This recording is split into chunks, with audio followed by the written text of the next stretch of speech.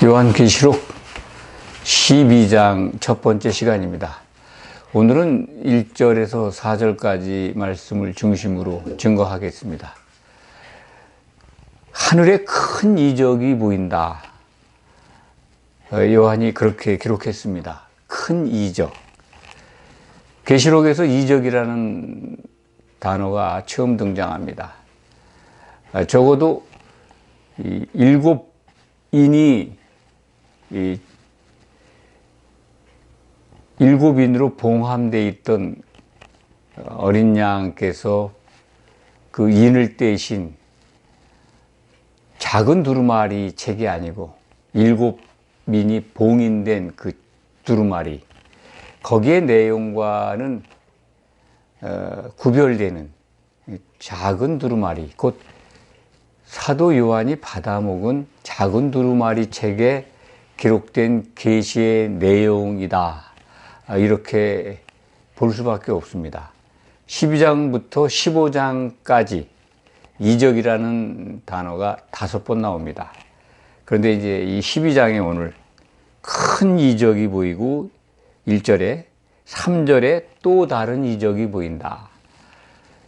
사도 요한의 눈에는 이적이죠. 매우 놀랄 만한 아주 신비스러운 광경을 목도합니다. 이 이적이라는 단어를 사람 편에서 보면 미러클입니다. 놀랄 만한 신비한 그런 기적, 이렇게 우리가 이해할 수 있는데, 하나님 편에서 본다면 이거는 당연한 신호일 수 있고 보내는 사인입니다.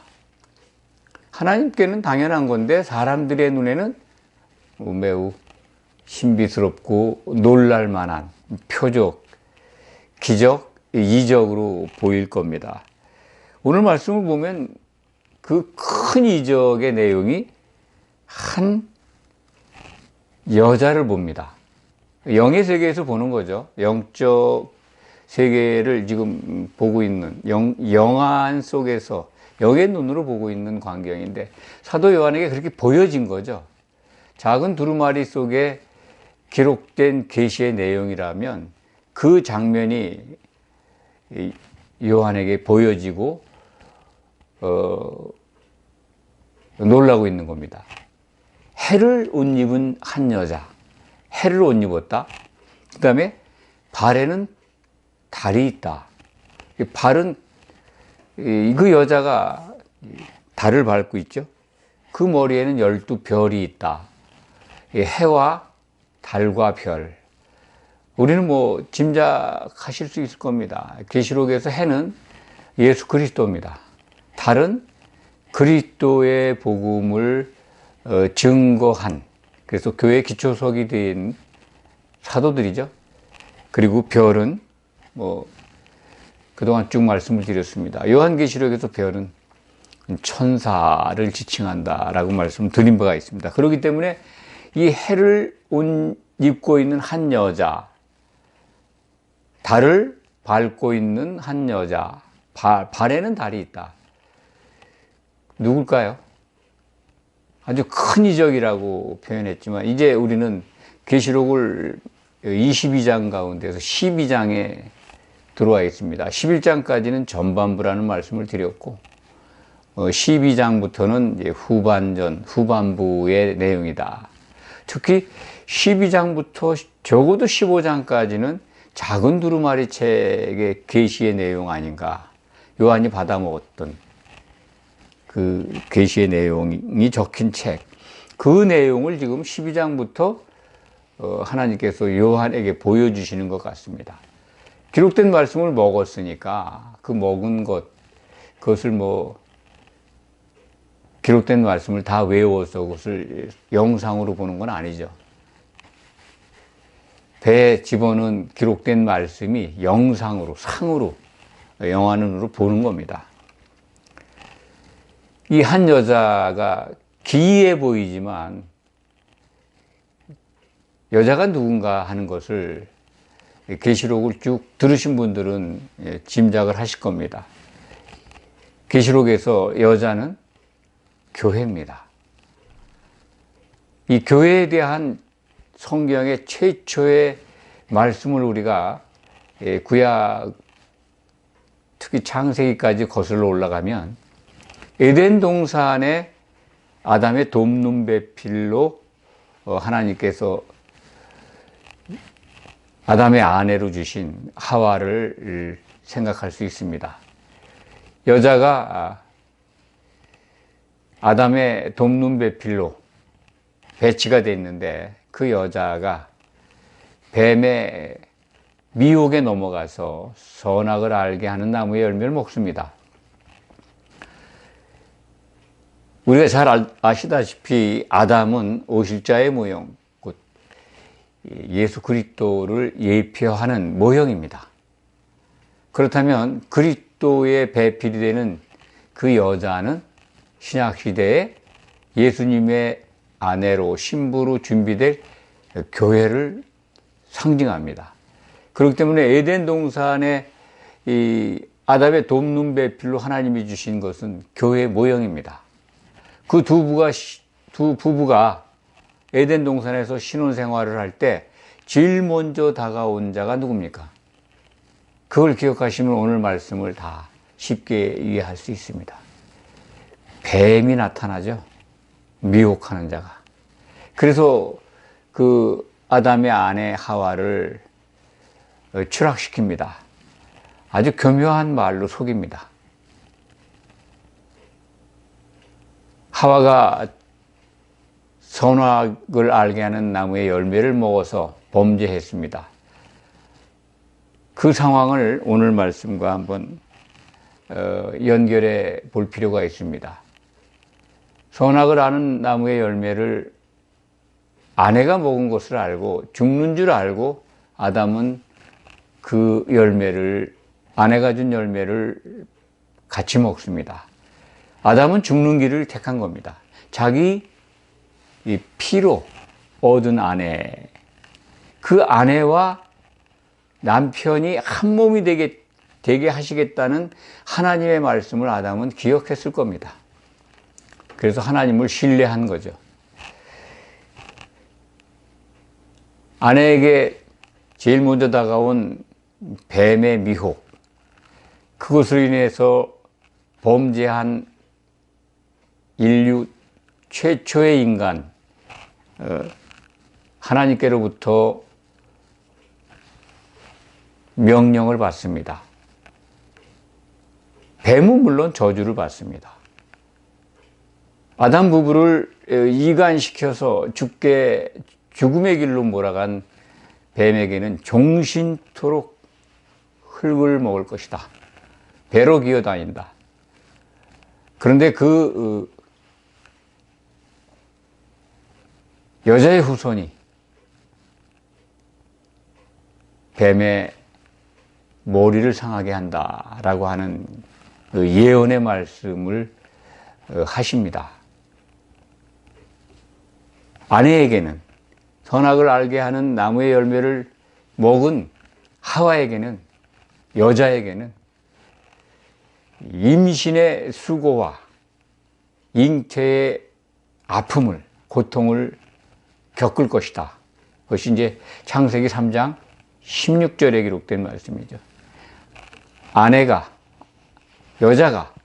여자는 임신의 고통을 받는다, 이렇게 우리말 표현이 되어 있는데, 사실 임신하는 데는 고통이 없죠. 그러니까 자식을 낳는 데 수고가 더해진다는 거죠. 또 해산에 고통이 따를 것이다. 그리고 여자는 남편을 사모하고, 그리고 남편의 통치를, 그 통치라는 단어가 이제 일반적으로 지배하고 정복하는 다스림이 아니라 메시아적 통치라는 말씀을 창세기를 설명할 때 드린 것 같습니다. 그때 이제 창세기 3장 16절에 기록되어 있는 남편은 너를 다스린다라고 하는 말씀, 그 다스린다는 것이 이 통치의 개념이지만 두 가지 뜻이 있습니다. 하나는 이제 지배, 정복, 이게 짓밟는다 하는 뜻도 있지만, 그 창세기 3장 16절의 다스림은 다스린다. 메시아적 통치라는 언어로 이해하시면 됩니다. 그 여자에게 주신 명령이죠. 남편을 사모해야 한다. 메시아적 통치를 받아야 한다. 임신의 수고와 아이를 낳는 수고와 해산의 고통을 겪게 된다라는 것. 그것이 이제 창세기 3장 16절에 기록되어 있습니다. 오늘 말씀과 한번 적용을 해보겠습니다. 이 여자가 아이를 베어 해산하게 되매 아파서 애를 쓰며 부르짖더라. 창세기 3장 16절에 기록되어 있는 여자가 감당해야 될 수고와 아픔이, 고통이 기록되어 있습니다. 우리는 창세기에 기록된 그 말씀을 계시록 12장 2절에서 교회적 상황인 것을 확인하게 됩니다. 그러니까 틀림없는 이 사도 요한이 하늘에서 본, 영의 눈을 뜨고 영계에서 본 여자, 그 여자는 신약시대의 교회입니다. 하늘에서 보여진 아주 놀라운 이적 속에 있는 여자입니다. 이 여자가 어떤 교회일까? 신약교회의 모교회입니다. 여자가 낳는 아이는 누굴까요? 그 이제 계시록을 적용하면 7교회입니다. 온 세상에 존재하게 되는, 지금 존재하고 있는 7교회, 7아들이죠. 그 아들을 해산할 때가 됐다. 그런 얘기, 이제 교회 시대가 임한 거죠. 예수님이 부활 승천하신 다음에 보혜사 성령 강림이 있었죠. 사도들에게. 그 사도들이 성령에 충만한 상태에서 사도들의 말을 듣고 돌이켜서 교회를 이룬 성도들에게 성령이 임했습니다. 그래서 초대교회가 출발하는 거죠. 그때부터 이제 예루살렘을 중심으로 해서 복음이 전파된 지역에 초대교회가 세워지고, 그 교회가 계시록에는 7교회의 유형으로 나눠져 있습니다. 우린 그것은 이제 앞선 시간에서 다 잘 살펴보았습니다. 그래서 그 교회가 나을 때마다 아파서 부르짖는 겁니다. 해산의 고통을 겪는다라고 하는 창세기 3장 16절에 여자가 겪는 그런 운명을 요한 계시록의 저자 사도 요한이 영계에 올라가서, 초대교회 당시죠, 신약시대의 교회의 모습을 보고 있는 겁니다. 그 교회를 낳는 어머니 교회가 하늘의 실체로서 요한의 눈에 여자로 나타나 있습니다. 그러니까 굉장히 큰 이적이죠. 표적이죠. 그것이 우리는 이제 쉽게 납득은 안 갑니다만 7교회의 모교회다. 그 교회의 어머니 같은 교회의 모습을 본 것이다.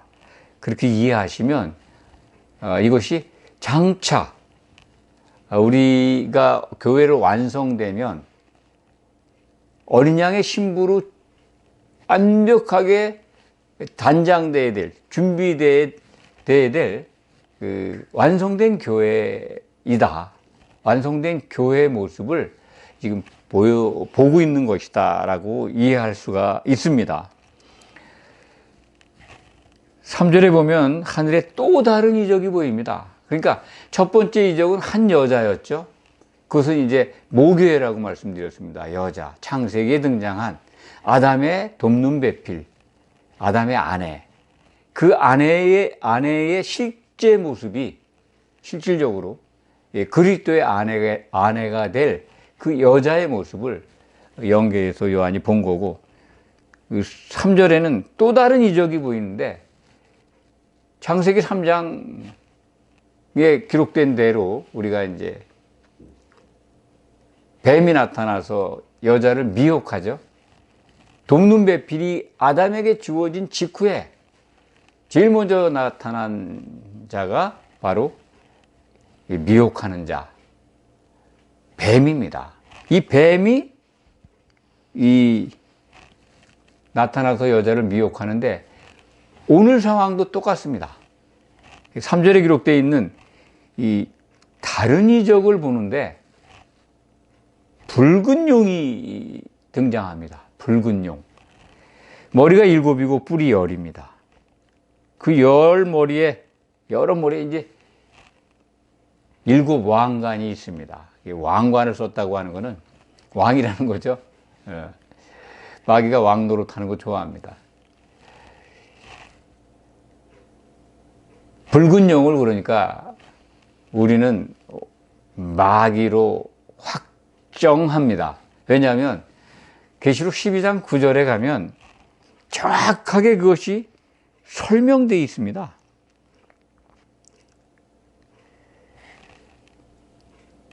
옛뱀, 곧 사탄 마귀라고도 하며 이 붉은 용을 갖다 이렇게 설명해 주고 있습니다.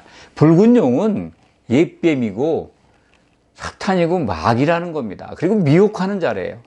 그러니까 계시록 자체에서 이 붉은 용이 무언가를 우리에게 일러줍니다. 그러니까 옛뱀이 에덴 동산에 나타났던 그 뱀이 사탄이고 마귀고 붉은 용이라는 것을 처음으로 성경 속에서 정확하게 말씀해 주는 것이 계시록 12장 9절입니다.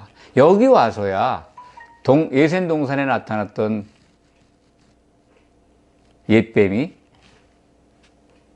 마귀구나 하는 것을 우리가 알게 됩니다. 그렇기 때문에 요한계시록이 얼마나 중요하다는 거, 이걸 정말 끝까지 봐야 된다는 거, 그걸 다시 한번 강조해 드립니다. 계시록을 안 봐도 된다 그러면 이런 그 에덴 동산에 나타났던 옛뱀이 마귀인 것을 어디서 찾습니까? 그냥 막연하게 하나님의 말씀을 적용하지 않고 뭐 전통으로 전래되는 뭐 말로 알 수는 있습니다만 확증적으로 성경은 성경 속에서 증거를 찾아야 합니다. 그래서 에덴 동산에서 여자를 미혹했던 뱀, 그 뱀은 계시록이 등장하는 붉은 용인데 그 용은 마귀다. 옛뱀이 곧 마귀다. 사탄이다라고 요한계시록 12장에 와서 우리는 그걸 확인하게 됩니다.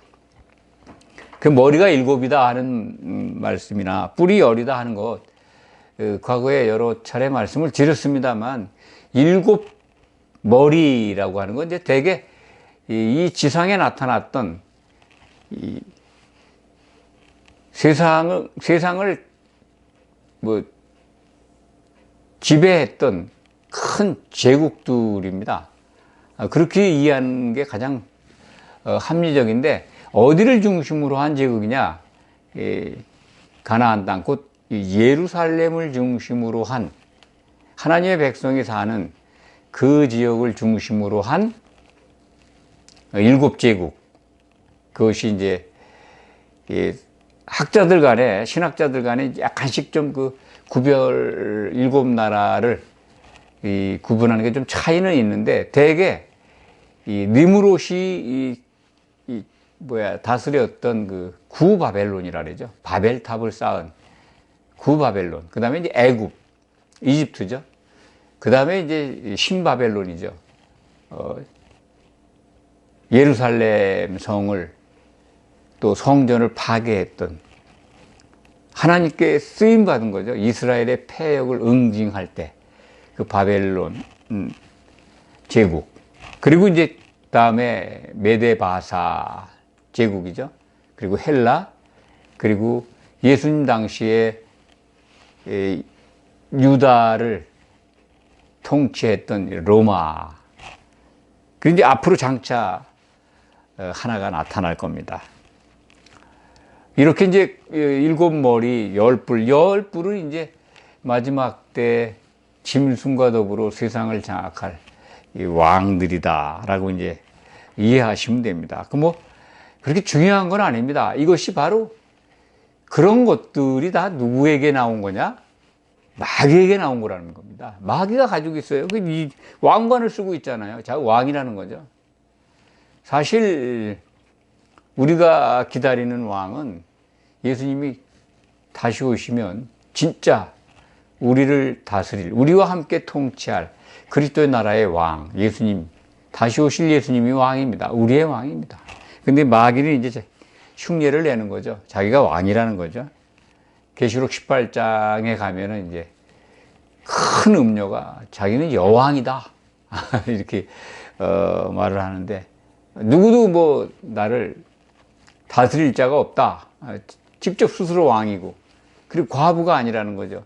신랑을 기다릴 필요가 없다. 교회는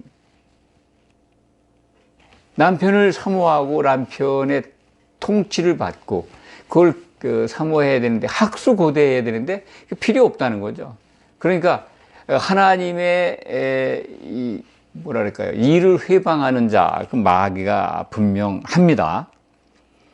4절 가면은 이제 그 꼬리가 하늘의 별 3분의 1을 끌어다. 꼬리라는 게 이제 용의 꼬리죠. 마귀가 하늘에 있는 별들, 이제 별을, 모두의 별은 천사라는 말씀을 드렸습니다. 이 끌어다가 땅에 던진다는 거죠. 이 별은 천사인데 마귀가 끌어왔으니까 타락한 천사들이죠. 마귀를 추종하는 천사들입니다. 원래는 하나님이 부리시는 영인데, 그 중에 이제 사탄, 마귀, 그를 따라서 더러운 영이 돼버린 거죠. 그 천사들 3분의 1을, 얼마나 많은 천사가 이 마귀를 따랐는지 짐작이 갑니다. 얼마나 많은, 전체 천군 만만 그러면 이제 억이잖아요. 천군 천천만만의 천사, 만만 그러면 억인데요. 예를 들어서 뭐 한 10억쯤 된다고 치면은 천사가, 그 중에 3분의 1이면 뭐 3억의 더러운 영이 된 거죠. 뭐 추정하면 그렇습니다. 정확히는 알 수 없지만 그들이 땅에 떨어졌습니다. 어디로? 땅은 계시록에서 교회입니다. 이 하나님의 통치를 받아서 다시 오실 예수 그리스도, 곧 이 교회의 신랑 되신 예수님, 그 예수님을 사모하고 신부로 준비되어야 되는, 하나님이 일하시는 곳, 하나님의 통치가 임해 있는 곳, 성도들이 모인 곳이죠. 거기에 더러운 영들이 배치됐다는 겁니다. 이게 이제 교회 시대의 시작이죠. 뭐 12장 조금 더 진행되면 이제 이 전 3년반 상황이 옵니다. 그리고 또 후 3년반 때 상황들이, 우리가 이제 앞선 그 11장까지 해서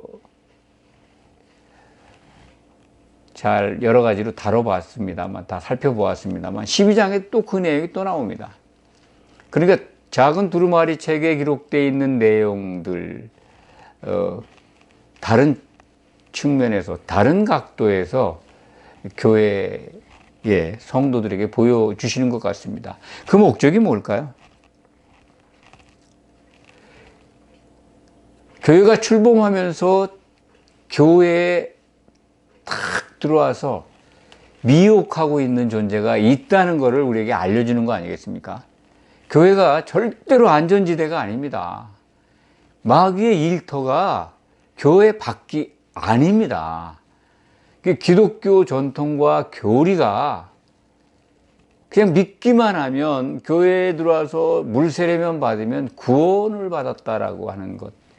그래서 마귀하고는 관계없는, 심판이 사라진 기독교 전통, 그것 때문에 다 오해하는데요. 그렇지 않습니다. 창세기 3장에서부터 여자가 아담에게 주어지고 신혼 생활을 할 때 딱 나타나서 아담의 아내를 실족하게 한, 미혹한 자가 마귀 아닙니까? 마찬가지로 신약시대에 예수님의 몸인 교회가 출발하면서 바로 이렇게 더러운 영, 하늘에 별 3분의 1을 마귀가 끌어다가 교회에 던지지 않습니까? 더러운 영들이 그러니까 교회를 들락날락거리면서 성도들을 미혹하고 있습니다. 얼마나 치열한 영적 싸움장인데요. 이걸 모르니까 하나님은 이런 것들을 그래서 반복해서 일러주고 계십니다. 그래서 요한계시록이 더욱 필요한 겁니다. 주목해서 봐야 합니다. 홍해 긋는 것이 구원의 완성입니까? 출애굽할 때? 목적지가 어디입니까? 여호와 하나님이 이스라엘 백성들을 어디로 인도하신다고 하셨어요? 약속의 땅? 가나안 땅입니다. 홍해 건너서 그것이 구원의 완성이라면 요단강 건너는 게 뭐가 그렇게 중요합니까? 그래서 불순종한 홍해를 걷는 장정들이 왜 다 광야에서 죽어야 합니까? 2사람만 빼고. 홍해를 걷는 거는 신약 시대의 구원의 개념으로 보면 거듭난 겁니다. 은혜로 홍해를 걷는 겁니다. 하나님의 백성 삼아 주신 거예요. 그 백성들 가운데 요단을 건너야 아들이 되는 겁니다. 결혼식에 참여하는 거죠. 그러니까 이게 용이 지금 아이를 배가지고 해산하려는 여자 앞에 그가 해산하면 그 아이를 삼키고자 하고 있어요. 모교회 그 여자가 7교회를 낳을 겁니다. 교회를 낳으면 그 낳은 교회들을 다 삼켜 먹으려고 초대교회 때부터 노리고 있다는 겁니다. 그걸 우리가 알아야죠. 교회 앞에 누가 있느냐? 마귀가 탁 노리고 있습니다. 거기 자기 혼자 있는 게 아니에요. 더러운 영들, 별 3분의 1이 교회에 던져졌다는 겁니다. 쉬지 않고 일하죠. 하나님이 원하시는 게 뭐냐? 홍해를 건너주고 너희는 다 구원받은 그게 아니잖아요. 그때부터 율법이 주어지고 성막을 만들게 하고 하나님의 인도를 따라서 모세의 인도를 따라서 40년 광야 생활을 하지 않습니까? 결국은 궁극적으로는 처음 홍해를 걷는 이스라엘 백성 중에 2사람만 가나안 땅을 들어갑니다. 그게 거듭난 자들이 혼의 구원을 받는 확률입니다. 이걸 꼭 기억하시기 바랍니다. 오늘 말씀 속에서 하늘에 큰 2 이적이 보이는데 하나는 한 여자, 하나는 큰 붉은 용이에요. 큰 붉은 용은 마귀고 한 여자는 교회다. 그 교회가 출발하는 과 동시에 마귀가 딱 그 앞에서 노리고 있어요. 창세기에 등장한 여자와 뱀의 관계가 이 시대에도 계속 지속되고 있다. 교회는 끊임없는 미혹자, 이간하는 자, 갈라치는 자, 마귀의 노림의 대상이 돼서 정말 정신 차리지 않으면, 주목하지 않으면 다 밥이 됩니다, 마귀에. 그래서 그 성경 마지막 책은요, 정말 구원받는 자들이 적다. 적을 수밖에 없구나 하는 걸 우리에게 보여줍니다. 주님 오실 때 이 땅에 남아있는 교회, 다 그 교회, 바벨론 교회죠. 대음료교회라고 합니다. 그 안이요, 더러운 영들의 감옥이 돼 있어요. 나오질 못해요. 거기에 좌정하고 있다는 거예요. 더러운 영의 처소가 돼버립니다, 교회가. 그러기까지 아주 그냥 비참하게 교회가 추락을 하게 됩니다. 점점 더 교회는 타락을 하고 음행을 할 겁니다. 음행이 뭡니까? 신랑이 필요 없다라고, 여왕이라고 큰 소리 치는 거죠. 교회는 메시아 통치를 받아야 되고 다시 오실 신랑을 사모해야 합니다. 이거 잊지 마시기 바랍니다. 기도하겠습니다.